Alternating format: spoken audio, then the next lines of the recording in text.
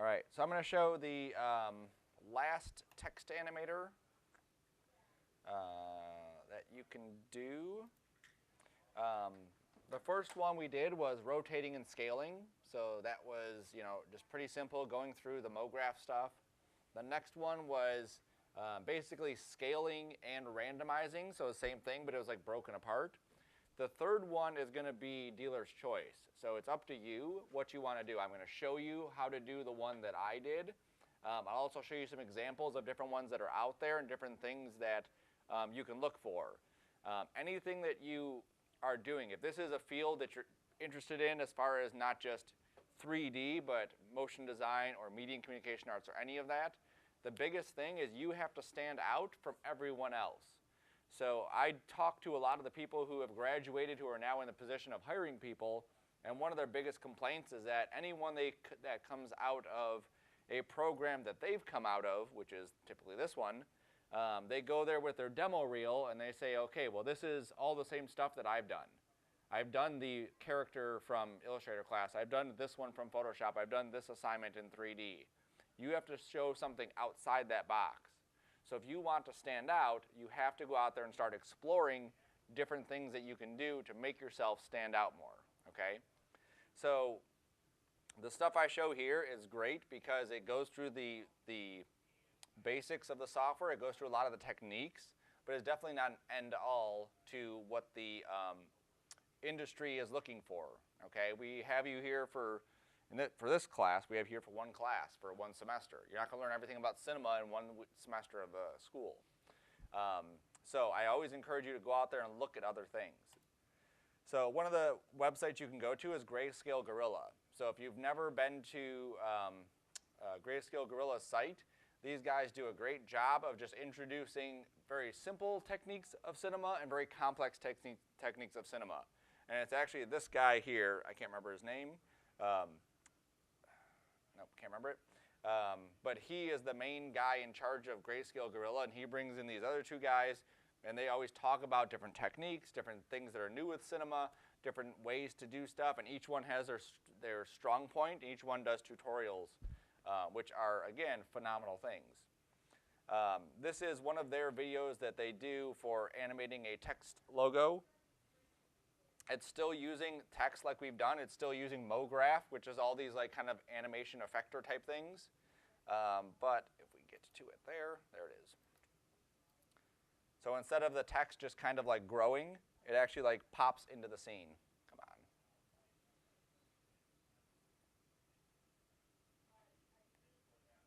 On my phone, I can double click and it advances 10 seconds. There it goes. So what's cool about that is that it's doing pretty much the same thing that ours did, as far as like it's building it from one side to the other, but they're using dynamics and they're using additional shapes to actually build the text on top of it, which is what gives it this unique look, okay? Now, it's a bit more of a setup than what mine is. That's fine. You have to explore these other things that are out there because they're out there, okay? And these things aren't going to go away. It's just a matter of exploring them. Now you may never use this exact technique for anything else ever again, but the little bits of information you pick up from these things, you may use along the way. You'll see there's a lot of cool ways you could, again, kind of do stuff. I think we watched this one before where he does the breakaway thing. Yeah, saw that. Here are some more ones. Just type in TitleAnimation, Cinema 4D. You'll find a whole bunch in here. There's that one. And if you want to follow one of these, you're welcome to follow one of these. You want to follow mine, you're welcome to follow mine, okay? Mine's going to be pretty simple. The idea with it, again, is just going through those concepts. And you can see there's so many different things you can do, especially with MoGraph. That's one of the huge benefits of Cinema 4D is MoGraph, because it has so much stuff that's just like drag and drop, adjust some settings, and you can really come up with a whole cluster of things that you can really play with, which is, again, really awesome. So again, play with those, look at those kinds of things. Another website is Hello Lux.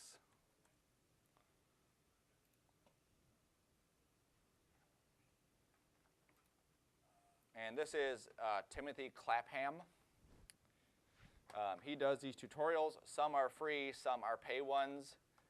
They used to have just Cinema 4D training, and now they have all of these kinds of training on there now. Some of these are, again, pay. Some of these are free. You have to look through them to find them, or you can go through YouTube. They have their own channel on YouTube, where they have other videos too.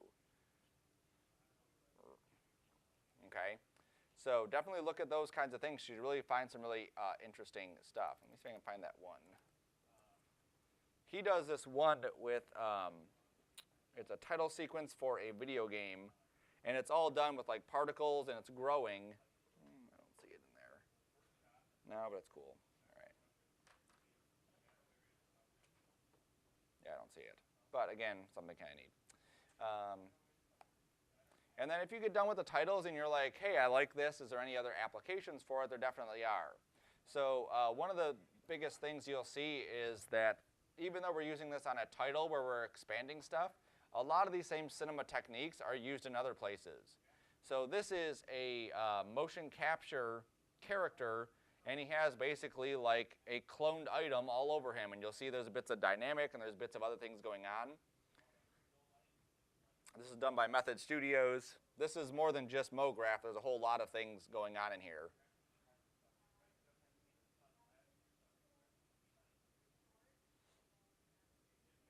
But this is all like Cinema 4D stuff.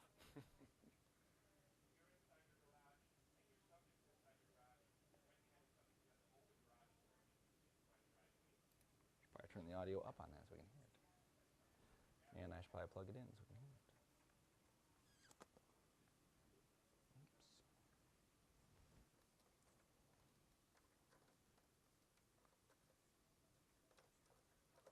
Or not.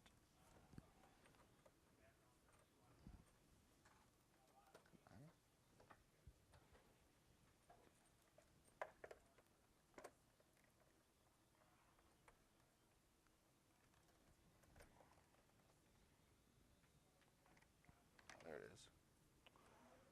Now that it's over.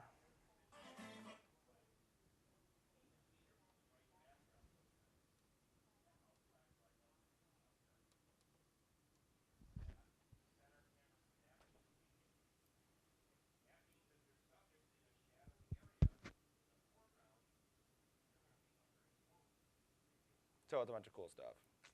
And again, they have, I showed that already. Here's another one, motion capture stuff. Oh, it's the same one. Well, it brought up a different picture than the other one. Now, if you're interested in like, hey, how do I get a motion capture character and how do I do the same kind of stuff or, you know, start off, if you're not familiar with it, Adobe has, with the subscription account, they have a thing called Mixamo, which is basically like a motion capture download area, where you log into Mixamo, which is using your Adobe account, and you can go to characters and you can pick a character. So let's say they have a zombie with a high heel in his head for some reason. And then you can go to animations, and then you can literally find motion capture animation. So here is this zombie doing hip hop dancing. And then you can change things like his height, or it's emphasizing the height of the animation, emphasizing the arms more or less. You could also download the character, and then you can use that downloaded character to actually apply some of these effects to him. So all that stuff you just saw in those things were basically a motion capture character with some sort of effect applied on top of it, and then rendered out. But they have like so many things here. This is, 96 things per page, and you'll see how many pages there are, at least 26. At most 26. And so you can really play with a lot of different things just using this. There's just simple walk cycles. They even have like dancing, like we just saw, or fighting.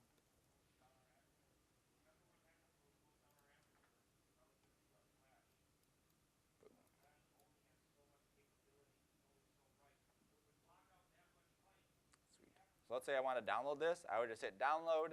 I would pick a friendly format for cinema. It would be an FBX.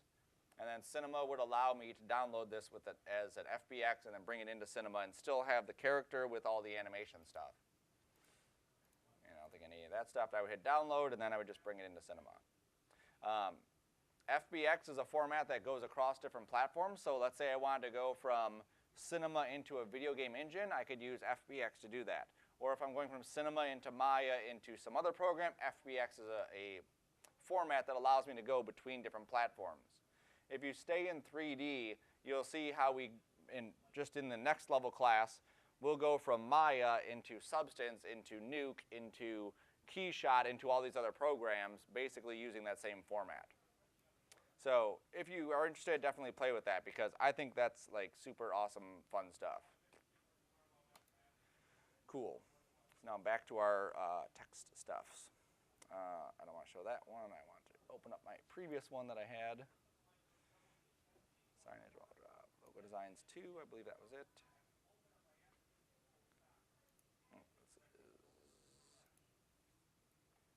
We're not there yet. So let me go back to my folder. Drive, that, titles, scenes, and that one.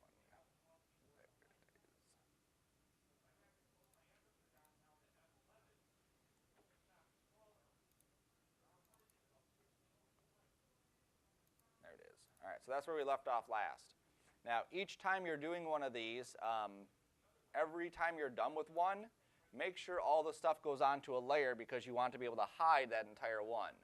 So when I'm doing my scale rotation one, all those pieces are on a layer so I could hide it from being visible and hide it from rendering. The same thing with my explode. I could turn it on or turn it off. All the stuff up here should stay nice and organized. So here's my explode. Here is my random plane stuff. Yes, I'm going to group those together and call that explode, so I know that that one is the explode one. And then I always like to make sure I turn it back on and double check that I didn't group something or parent something wrong and it didn't break it. It has happened before. Cool. As you're rendering these out, make sure you're going to your render settings and make sure your save file is named appropriately, because if you leave the name the exact same name for each one you render out, it'll overwrite the past one. So you have to make sure you change it. So for my rotate scale, I call it rotate scale. For my explode, I call it explode at the end. Okay, so it just, whatever that name is, title final explode or rotate scale or whatever the name is. Okay. For our last one that I'm going to demo, this is going to be a breaking one. Okay, so the previous one, which was an explode one, what it does is it takes every single face and breaks it apart, and every face is basically just like a sheet. What I want to do is have one that's more like chunks. Okay, so it's not just like sheets of paper. So I duplicated my text using the control key and dragging it. And then under MoGraph, I'm going to go to this Voronoi fracture. Okay, now what this is, you'll find this in other softwares too, is a way for it to break up a surface. Let me turn this on so we can see it first, I guess. There we go. I'm going to go to MoGraph, I'm going to go to Voronoi fracture. You'll see that it doesn't do anything just clicking on it. It has to, again, just like everything else, be inside that group. Okay? Now when it goes inside the group, you'll see that it changes color. Let me make sure my render settings are not set to render every frame, just the current frame. There's where it says sarc.o. If I hit Shift-R, I'll see that my text looks exactly like it should look with the font or the colors and everything else that I picked previously. Okay? So just adding this doesn't change the color of my stuff. That shading that it currently has in there is showing me where each individual piece or chunk of that piece of geometry is. Okay? So this is going to take a bit, but you can see obviously that it's still the same color that it was before. Let me jump out of this camera for a second, just so I can explore around and not have to look at that. All right. So looking at this, you can see each one of these chunks is a separate piece. Now, if I were just to hit play here, nothing happens. Okay. So the Voronoi is just a way for it to break the surface into pieces. And you'll see when I add this and the text is inside there, there's a whole bunch of different tabs here and a whole bunch of different options. So this is getting much more complex than we would have before. So we have still the basic one. We still have coordinates. So those two are still the same, and pretty much every object in Cinema is going to have basic and coordinates. The rest of them are specific. So under object here, we have things like colorized fragments. That's why it's getting the color, because that option is set on, okay? So we want that on just so we can see where the pieces are, how big the pieces are. Things that you may not be aware of yet, but you will be once you start simulating this, is stuff like these two being the same color could mean that those two pieces are actually considered by Cinema as one piece. Even though they're separate pieces, sometimes it'll read it as one piece and it'll look weird because of how it animates. We'll play with more of these as we go, but you can do an offset fragments so that you can actually see like what the pieces are separating like. We don't need to do that, but we can. Nothing else there. I'm going to go to source. This is where the points are coming from, okay? So just so you can see, not the math behind it, but how Voronoi works, is it basically creates a bunch of points all over the surface. It takes those 2 points and draws a line between the 2 points, but it does it for every single one, okay? So that's what makes it so unique. Now, if we had more points, take a guess, we'd probably get more pieces, okay? So same thing. So if I go here to where it says point generator, it brings up options. If I don't click point generator, you see the options are not there. I could also turn off the point generation, which we can't really see right now anyway. Or I could turn off the points totally, and I would just get solid pieces basically where the faces are.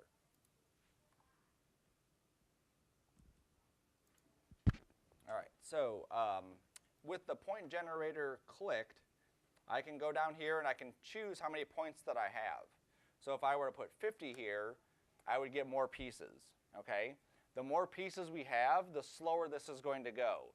So initially, we don't want to crank this up to, let's say, 1,000 pieces because it would go incredibly slow. We want to see what it's going to look like with a lower resolution. Because of how Cinema works, at any point we can come in here and type in a bigger number, and then all the stuff that we've done to it after will still daisy chain in. Some softwares do not work like that. So there's a software called RealFlow. If you've ever seen any liquids or ice cream or anything from a commercial where they basically it's just like something pouring, that's RealFlow. RealFlow can also do shatter dynamics like this. Basically the way it works is you have to shatter it and then do all the dynamics. So anything that I would want to do break-wise, I have to do right at the beginning and then simulate all the other stuff. There's another software called Houdini. Houdini does more like this, okay? So I'm going to keep it at 50 is a good amount for now. This will actually go pretty quick, which is great. There's also a seed. So remember we talked about the seed and how we can choose the randomness of it based on that. Same thing. So if I want to control the randomness of these points, I can do that. That doesn't control how many points. It just controls where the points are positioned, okay? So if you don't like how something's being, like I may not like this big chunk right here. So I just keep clicking this. And eventually I'll find like something that works for me, okay? You can also choose the method of distributing the points. So right now at uniform, you can leave it at that. You can research more about what each one of those does. For now, you can just leave it. You can also do create points per object or high quality, whatever. Just keep in mind anything that we're doing with this one, you really want to make sure you're saving much more often than before. Once we get into this kind of realm where Cinema is generating this kind of stuff, it becomes a little bit less stable, okay? So that seems like a good enough amount of points. I can go to detailing, and I can also play with some detailing things. Again, if I start cranking these settings up, this will really start to slow Cinema down more. You'll see in a second what I mean by that, all right? So let's see if we can actually get this thing to do something. Still, if I hit play, nothing would happen. I have to make this a dynamic object in order for it to actually animate and like fall apart, okay? So I'm going to right-click on my fracture. I'm going to go to my simulation tag, and under rigid body, because I want these to be hard chunks, I click rigid body. That creates this, which is a rigid body tag, a dynamics tag. So everything in the real world is a dynamic object. If I pick up a ball and I let go of it, it falls to the ground because there's physics involved in it. There's gravity that pulls the ball down. The same thing happens in 3D, but I have to tell it that I want that to happen. So when I drop this dynamics tag on here and then I hit play, you'll see that the items fall. Okay, and that's for any item inside Cinema. Now, once we hit dynamics on there, we do not click and drag inside here because this will freak Cinema out. Not now, but it will later on, okay? So every time the second we hit dynamics, we have to make sure we're hitting the rewind all the way to the beginning and then hitting play to watch it do its thing. When I got into 3D, dynamics was my favorite thing to do because the best thing about it, you change a couple numbers and you get something pretty much completely different every time, and it's like awesome. Okay. Now, just because this is dynamic and just because I hit play, you'll see that it just goes through the floor. Okay. The letters are dynamic, the pieces are dynamic, but the ground is not dynamic. Okay. Cinema allows you to pick which items are dynamic, and that way it goes a bit quicker. So in order for my ground to be dynamic, I can click on the ground. Okay, that grabbed the floor. I'm going to right-click, go to my simulation tag, and make this a collision body. Now that gives a collider tag here. And so now when I rewind it again and I hit play, it breaks apart and falls into pieces. Now you can look at it and see, okay, this is definitely not like thick, solid pieces. This is still like planes. Okay, and obviously we wanted chunks of pieces to show up. So let's go back to the fracture and look at some of these options. So connections, sections. We're not there yet. Object.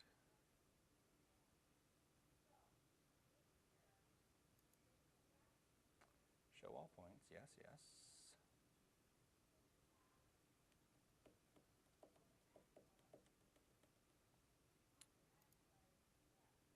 Definitely should have already been solid. Colorize, create, offset, because that's not clicked. Let me double check my other one and see if I click something else on there. Is it going to break?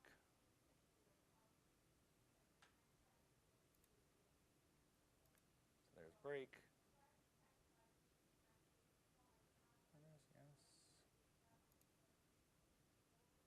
The break one that I showed you before, that one does have 1,000 points on here.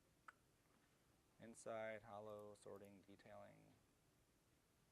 I did have detailing on there, so maybe that was the other one.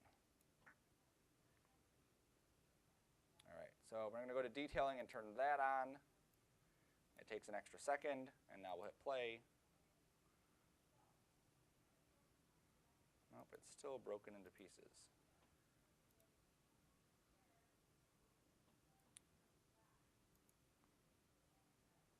Something not clicked somewhere. Regular grid, all inward. Create single object, that was it. Okay, so on my text itself, I have to make sure I tell this to be a single object. Otherwise, it reads each one of these faces as a separate face. That's what it is. So now I can turn my detailing off, which will make this go quicker. And then we hit play, and now we have chunks. Okay, so on your MoText, make sure create single object is clicked. And now we will have chunks and not individual faces, right? So now that we get something that's dynamic, now we can start to play with it to control what the dynamics are looking like. So right now you can see it hits, and then it just starts like it's ice sliding across the ground. So we can control different features of the text dynamics and the ground dynamics. So if I open up my environment and I click on my ground floor dynamics tag, there's a bounce, there is a friction, and then there's collision noise. So the bounciness is obviously the bounce. When it hits something, how much is it going to bounce away? Friction is basically the non-slipperiness of it, so the stickiness of the surface. So for something like this, I want very little bounce, maybe like 5%, let's say. And then for friction, I want, let's say, 75%. Now I'm going to do this to not only the ground, but also my text. So the text would also have 5, let's say, and then 75. They don't have to equal each other, but let's start there. Hit play, much different. Okay. And I even like this little piece that kind of flies off towards the camera right there. Right here, watch. Oh. Okay, so there's a lot of different things, again, that we can kind of play with to control how everything is working. So we can change the bounce on it, and it'll change how the dynamics are happening. So if I set this, let's say, to 10, we may not get the piece that flies right at the camera. See, he flew at a different spot of the camera now. Imagine like a big, long math formula. We're changing a couple numbers here, and that's going to change the end result of this. So there's a whole lot of things just by changing one number here or there that can affect what the dynamics look like. So it's always great to kind of go through and play with the settings to see what else is out there. Now we could also have, right now the text is floating in space and then it falls down and then breaks. There are ways to make the text stay in one place and have something hit it, and then that's what causes it to break apart. So in one of my other animations, do I have that one on here? Let me see if I have it.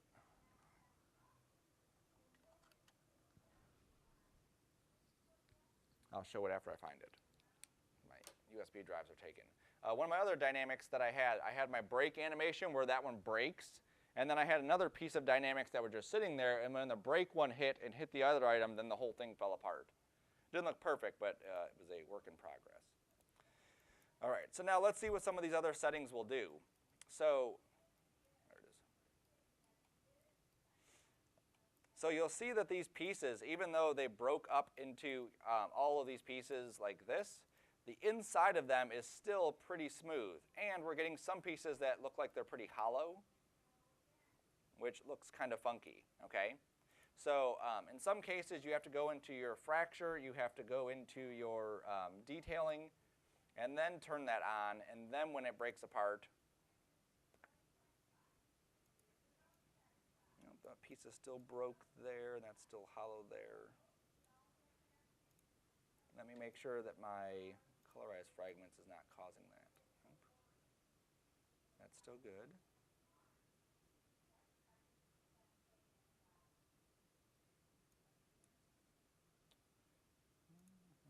Point distribution.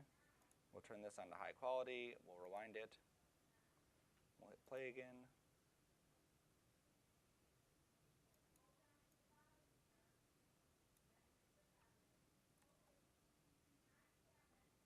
Oops.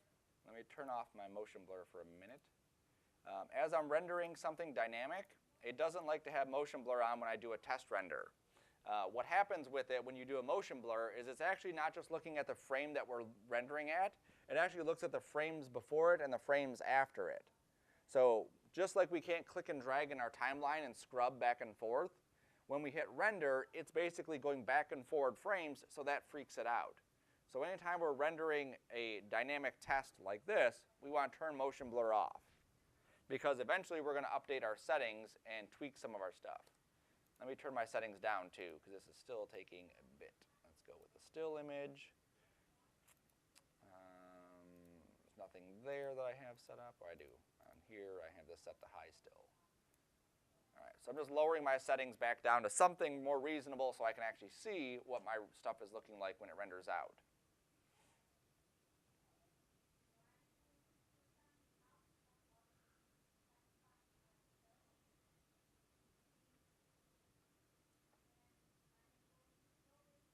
Yeah, for some reason my pieces are going hollow, so I'll have to look at that and see why they're going into a hollow phase. Detailing. That's good. It's fine, fine. Selectors. Dynamics.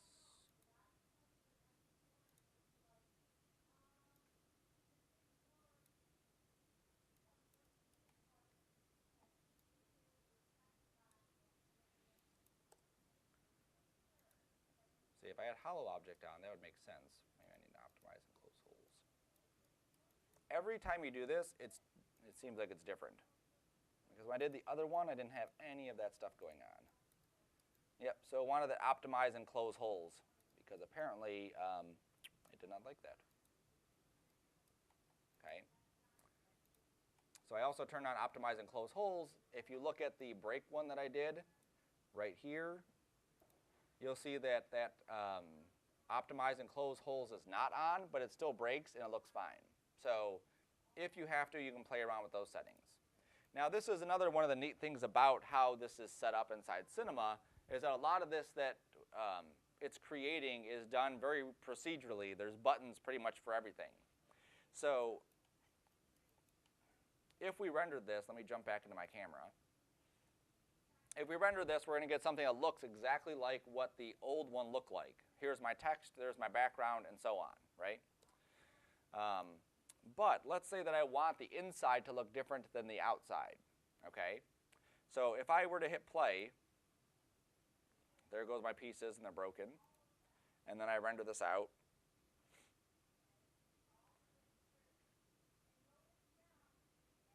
You'll see that the inside and outside look exactly the same. I may want them to look different, okay? For whatever reason, the inside is more shiny than the outside, or vice versa. All right, so under my Voronoi fracture, I can go to Selections, and I can make a selection. And what this will do is it'll save the inside faces as one item and save the outside faces as another item. So I just click these two buttons here, and that makes selections up here. So one is inside face, one is outside face. So now when I take this text and I drag it up here, it's still attached to the entire thing until I grab the outside face and drag it onto the selection. So what that does is, just like before when we were doing the room, where we would grab a face and assign a material right to that face, it would create a selection for us.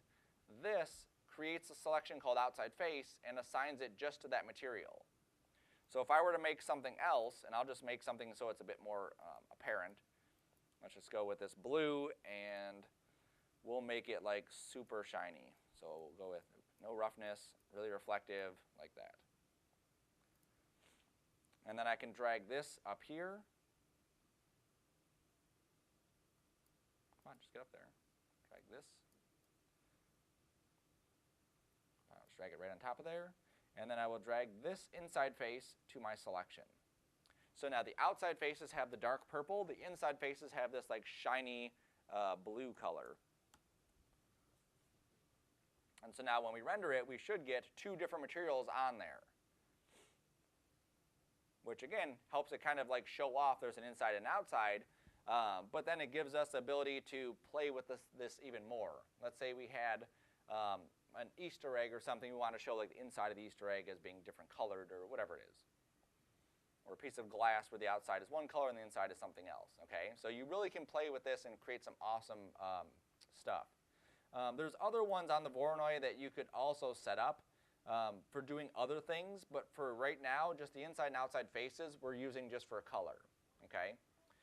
There's also things like geometry gluing. So the way that I did the break one, go back to the break, let me deselect and hit play, like this. This is using a high detail solve, which is why my pieces on the inside are looking kind of like chunky or like scratchy versus the smooth one we were getting the other one. Also, some of the pieces are actually like glued together. So it's remembering like, hey, these two pieces are pretty close to each other. Let's just glue those together, and then that's what's making this work. If I go to this one, and I turn my glue off, and then I rewind it, and then hit play. Oops, I broke it. Turn the glue back on, and then turn it off. There we go. So it wants everything from the beginning. Oh, whatever, just ignore that left side. There you go. So now I'm not getting the same animation because I turned that gluing off. But each piece is now a separate piece, versus before it was not that. I think I also have a, no, we don't have a connector, it's just the glue. Let's just change this to something smaller, let's say 20. There you go. So now you can see like more of the B is actually like connected to itself. And I think I might still have a cache on this. Let me delete that. Clear all caches. There we go.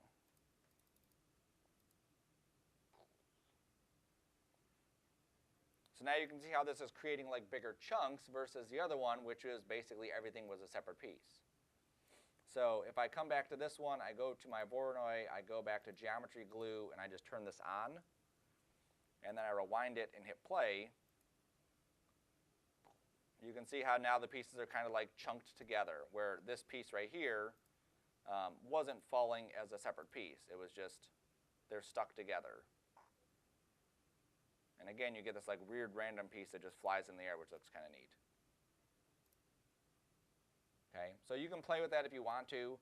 I use cluster, and that one seemed to be like the one that made it like explode, which was kind of neat. Let's just leave it at 5 and see what happens. Yep, so it kind of popped away, and you can see like the O is still in one piece, the R is still in one piece. More pieces here, more clusters will give me more cluster amounts and break them into other pieces. So again, you can really kind of play with this to get different effects. I don't want you to think that just because I'm showing it that this is the only way you can ever use this tool. Okay? Now if you did something where you wanted it to explode, having it fall and explode at the same time really didn't make a whole lot of sense. So it makes the most sense just to move everything down to the ground.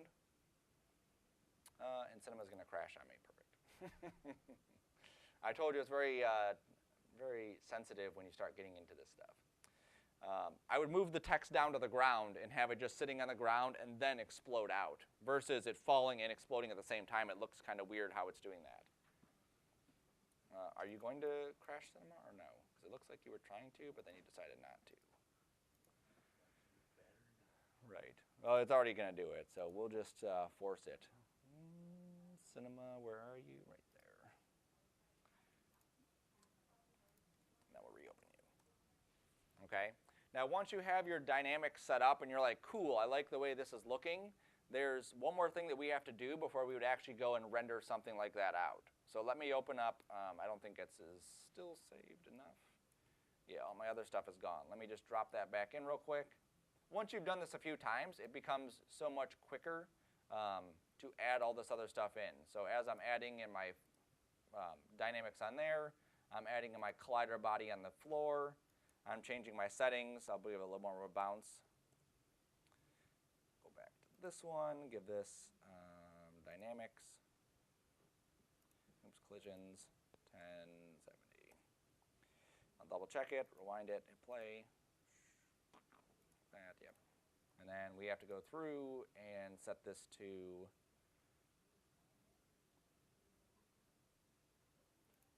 caps would be haul in, constrained to single object, yes.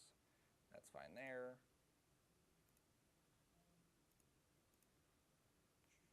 Yep, we get our chunky pieces.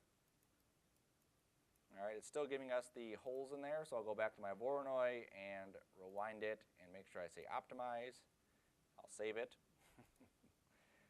There we go. Cool. All right, so this is basically like, let's say I'm happy with the way that turned out, okay? I didn't do the material stuff, but you can rewind the video for that. If I want to render this out, I can't just render this out. Because of motion blur on here, it would freak out and it would create some really nasty stuff, okay? So what I need to do is make sure I click on the Dynamics tab and do what's called a cache, okay? It's cache with an E at the end. That's why you say cache and not cache.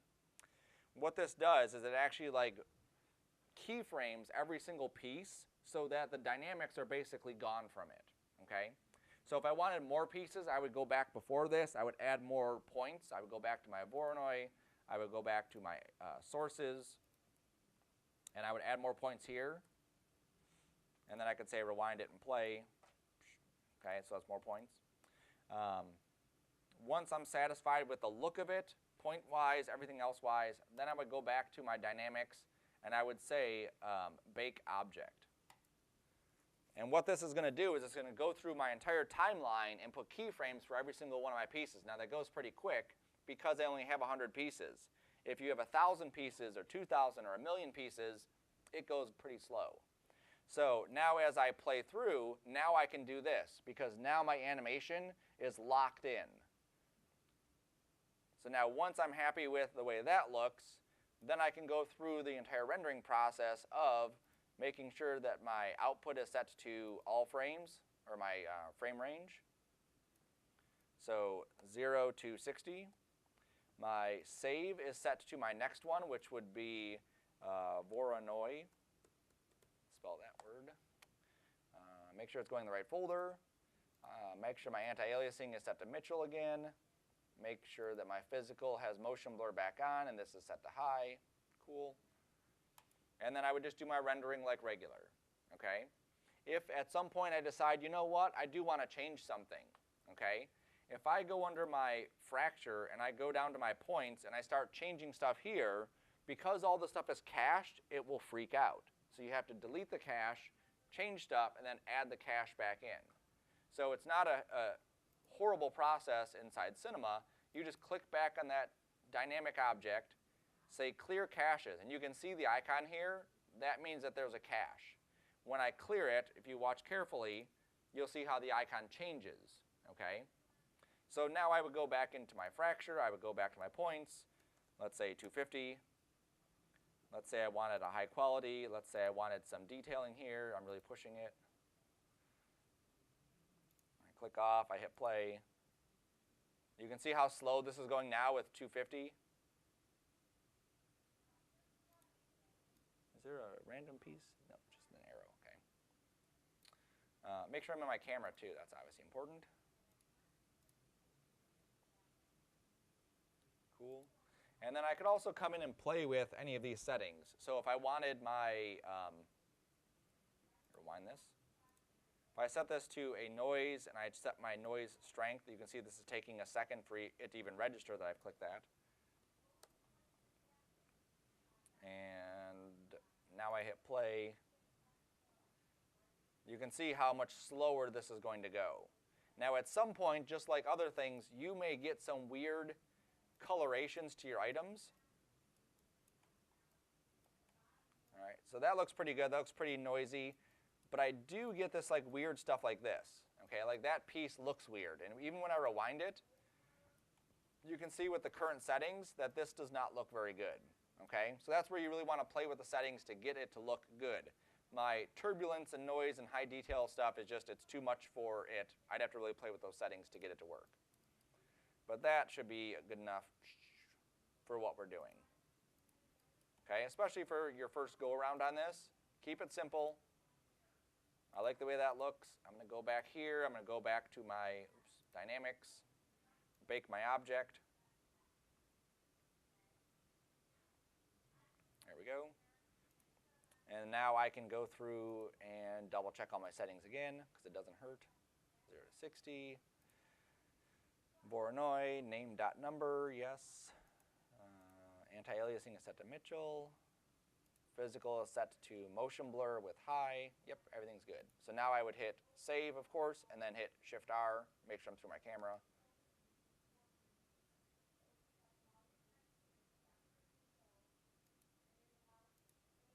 I've already cached it. Why do you need more? Use cache data, advanced.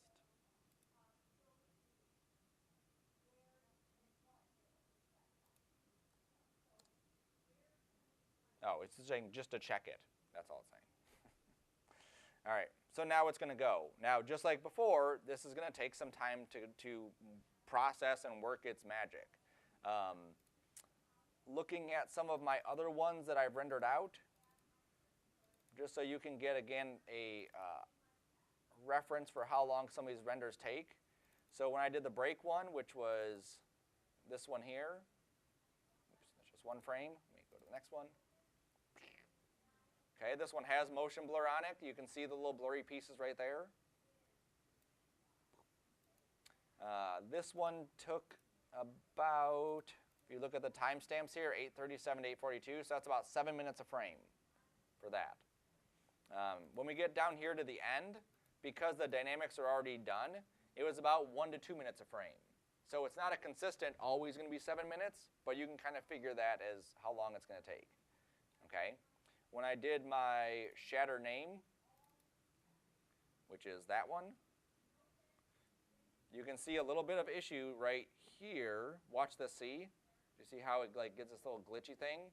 One of my settings are off, so I have to go through and play with how many pieces, where the points are, and all of that to get that little glitchy part to go away. This one took, it's about 9 or 11 minutes a frame at the start of this, and still about 10 minutes at the end. Okay, so this one took about 10 minutes per frame to render that one out. So just be aware that some of these are going to take longer, some of these are going to take a shorter amount of time. If you need to come into lab, render them out, do that. If you can make it here on Saturday before the lab closes, you could set basically 3 computers rendering each one of these, and then by the time you get back, not next week because we're not here, but the week after, all 3 should be done, as long as the computers didn't crash, right? Or even tonight, if you came in tonight, by morning they should be done. These computers are a lot more powerful than my laptop. My laptop took 11 minutes a frame. The break one that I did was on the computer over there. That took 7 minutes to start and then 1 minute at the end. So it'll go quicker on these. The more processors you have in your system, the more RAM you have, the faster your renderings are going to go. Okay? So you may have a computer at home that even beats these. Who knows? Cool. So like I said before, you don't have to do the shatter one as your last one. You can choose something else. Explore if you want, but that's going to be the 3rd one that I'm showing. Okay? You do not have to choose that one for your 3rd one. You can do something different, but it definitely can't be the same thing we've already done. Do you know what I mean? We can't do another rotate scale or another just plane solver. It has to be something that kind of like, you're learning a different technique. Right, you could use the Voronoi fracture. You could use something else inside here to play with. There's a lot of different ways that you could animate text and stuff inside here. Even with these other effectors, there's so many different ways you can play with these too. One of the new things that they've added in version 19 is the sound effector, which is really awesome. It allows you to actually tie a sound to a piece of animation. So instead of something just like scaling up like we've done, you could actually have a piece of audio like beat it up, not beat it up, but the beat of the audio building it up into something, which is, again, something very cool that you could do. Cool? Questions? All right.